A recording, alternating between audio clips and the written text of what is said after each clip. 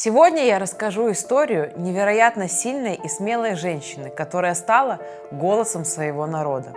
Тем голосом, которого так не хватало ей самой в самый трагический момент ее жизни. Меня зовут Виктория, и вы смотрите серию роликов правовой инициативы «Она права», в которой мы рассказываем о знаменитых женщинах-правозащитницах.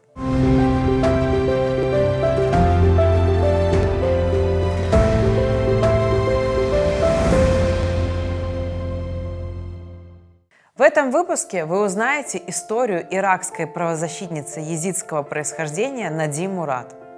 Нади родилась в 1993 году в маленькой деревне Кочо в районе Синджара на севере Ирака. В этих территориях езиды много лет соседствовали с иракскими мусульманами. Мусульмане считали езидов неверными. Но худой мир сохранять удавалось, несмотря на попытки властей навязать ислам. Езиды в Ираке всегда были этническим и религиозным немусульманским меньшинством. У них монотеистическая религия с сильной устной традицией. Учения передаются от человека к человеку на протяжении многих веков. Езидом человек становится только по праву рождения, а переход в другую религию или вступление в брак с человеком другой веры воспринимается очень болезненно. Ведь в мире насчитывается всего около 1 миллиона езидов. Нади всегда с теплотой вспоминает жизнь в Кочо. Она была младшей из 11 детей. Ее большая семья жила хоть и не богато, но счастливо. В детстве Нади любила наряжаться, краситься и делать прически. Мечтала открыть свой собственный парикмахерский салон. Во время учебы в школе она интересовалась историей и в будущем хотела стать преподавателем. Все ее мечты были связаны с семьей и любимой деревней, которую она не хотела покидать. Я до сих пор думаю, что покидать дом из страха – одна из худших несправедливостей, с какой сталкиваются люди. Тебя лишили всего, что ты любил, и ты, рискуя жизнью, отправляешься жить в место, которое ничего для тебя не значит. Описывает она свои чувства по поводу вынужденной эмиграции. 3 августа 2014 года, когда Нади было 19, ее деревня оказалась окружена боевиками ИГИЛ. Осада длилась почти 2 недели. Все это время жителям приходилось экономить еду и даже питьевую воду, так как водопровода в деревне не было. В своих воспоминаниях Нади очень сожалеет, что в тот момент не было человека, который стал бы голосом ее деревни и рассказал миру о происходящих с ними ужасах. Спустя 2 недели командир боевиков поставил перед жителями деревни условия. Или они принимают ислам, или их упрямство будет наказано. Через несколько дней всем жителям Кочо было приказано собраться возле школы. Женщин и детей загоняли в здание, а мужчин расстреливали, если они отказывались принять ислам. После расправы над мужчинами женщин погрузили в грузовики и отвезли в соседний город. Там их раздели. Тех, кто был постарше, расстреляли, а молодых, в том числе и Нади, доставили на рынок рабынь. Около 3 месяцев Нади провела в рабстве у ИГИЛ. Ее несколько раз перепродавали, избивали, насиловали, угрожали, насильно заставляли принять ислам и вступить в брак с ее первым владельцем. Я мысленно обратилась к Богу с просьбой простить меня за то, что сейчас произойдет. «Я всегда буду верить в тебя и всегда останусь езидкой», вспоминает Нади момент, когда ее заставили обратиться в ислам. Боевики постоянно внушали девушкам мысль, что из-за строгих правил езидов их родные от них откажутся, поэтому побег бесполезен. Но в первые же недели Нади попыталась сбежать. Ее поймали и в наказании подвергли групповому изнасилованию. Просто поразительно, как мы принимаем решения, думая, что один выбор ведет к пыткам, а другой к спасению, и не понимая, что мы находимся в мире, где все пути ведут к одному и тому же ужасному концу. Вспоминает она тот период. Второй раз попытка сбежать представилась лишь через 2 месяца. Следивший за ней боевик забыл закрыть входную дверь на ключ.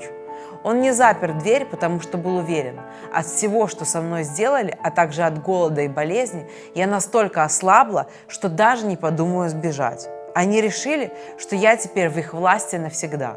Ну что ж, ошибались, описывает Надия момент принятия решения о побеге. Дальше следует череда счастливых случайностей. Ей удается незаметно пройтись по улицам вечернего города, хотя по закону женщине нельзя находиться в общественных местах без мужчины. В первом же доме, в который она стучится, ее выслушивают, прячут, а позже делают поддельные документы и помогают покинуть Ирак. Когда она добралась до Курдистана, на одном из блокпостов ее попросили рассказать, что с ней произошло. Рассказ Надии был записан на видео, но несмотря на заверения властей, что эта запись только для внутреннего использования, часть ее довольно быстро показали по местному телевидению. Это поставило под удар семью девушки, а также семью людей, которые, несмотря на опасность, помогли ей сбежать из Ирака. Когда Надия смогла добраться в лагерь беженцев, где находились ее выжившие братья, она узнала о многочисленных потерях. Были убиты ее мать, 6 братьев, племянницы, дети братьев и множество подруг. По данным правозащитной организации «Езда», только в первый день нападения на район Синджар было убито более 1000 человек. 3500 женщин и девушек принудили к сексуализированному рабству. 200 000 человек потеряли свои дома. В 2015 году ООН признает все произошедшее геноцидом. По словам Надии, до 2014 года езидов пытались уничтожить 73 раза. В их языке такие гонения назывались османским словом «фирман», еще до того, как они узнали слово «геноцид». Произошедшее сильно отразилось на сообществе езидов. Но несмотря на то, что все произошедшее с девушками в их вере считается тяжким грехом, религиозные лидеры призвали ко всеобщему состраданию и попросили не отвергать девушек, ведь в произошедшем нет их вины. В 2015 году Надия переехала в Германию и занялась активистской деятельностью. Для нее было важно, чтобы о трагедии езидов узнали во всем мире. Она снова и снова рассказывает свою историю там, где ее готовы слушать, чтобы как можно больше людей узнало о геноциде. Она просит о помощи для своего народа и других религиозных и национальных меньшинств Ирака. От того, что ты уже не первый раз пересказываешь свою историю, легче не становится. Каждый раз ее приходится переживать заново. Моя история, рассказанная честно и без прикрас, лучшее мое оружие против терроризма, и я собираюсь использовать ее до тех пор, пока боевики не предстанут перед судом, делится девушка. В декабре 2015 года она выступила перед Советом безопасности ООН. В сентябре 2016 года Нади стала первой из послов доброй воли Управления ООН по защите жертв торговли людьми, кто лично пережил подобный опыт. В этом же году она получила награду Андрея Сахарова за свободу мысли. Совместно со своей адвокаткой Амаль Клуни она борется за то, чтобы все виновные в геноциде и издевательствах над женщинами предстали перед судом. В 2017 году вышла автобиографическая книга «Последняя девушка» с воспоминаниями Надии о ее семье, жизни в Кочо, бытии езидов и, конечно же, о трагических событиях, которые она пережила в плену исламского государства. Книга была переведена на 44 языка, включая русский. Нади – первая из жителей Ирака, получившая Нобелевскую премию мира. В 2018 году она разделила ее с Деннисом Муквеге, гинекологом из Конго, который большую часть своей карьеры лечит женщин, подвергшихся сексуализированному насилию во времена вооруженных конфликтов и войн. В декабре 2021 года Нади приезжала в Литву для встречи с премьер-министром из-за миграционного кризиса на границе с Беларусью. В ходе этой встречи она в очередной раз поделилась своей историей, рассказала о последствиях геноцида и продолжающемся тяжелом положении езидов. Ей также удалось посетить езидов в приграничном лагере в Литве.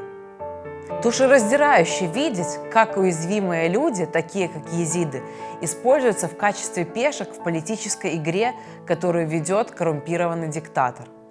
Езиды опять становятся жертвами торговцев людьми, которые играют на их безысходности и отчаянии, чтобы эксплуатировать их за те небольшие ресурсы, которыми они располагают, комментирует ситуацию Нади. До сегодняшнего дня Надия Мурад продолжает оставаться одним из самых ярких и значимых голосов езидского сообщества. Но ее работа не ограничивается только этим. Надия основала Nadia's Initiative для восстановления сообществ, находящихся в кризисе, а также для помощи жертвам, переживших сексуализированное насилие. В рамках этой инициативы в 2022 году совместно с Институтом международных уголовных расследований был выпущен Кодекс Мурат, который описывает лучшие практики для юристов, правозащитников, журналистов по работе с жертвами сексуализированного насилия во время конфликтов. Я говорю, что хочу посмотреть в глаза насиловавших меня мужчинам и призвать их к ответу. И больше всего я хочу стать последней девушкой в мире с такой историей, как моя. Такими словами заканчивается ее книга «Последняя девушка». Подписывайтесь на наш канал, чтобы следить за роликами «Она права» и узнавать другие вдохновляющие истории женщин-правозащитниц.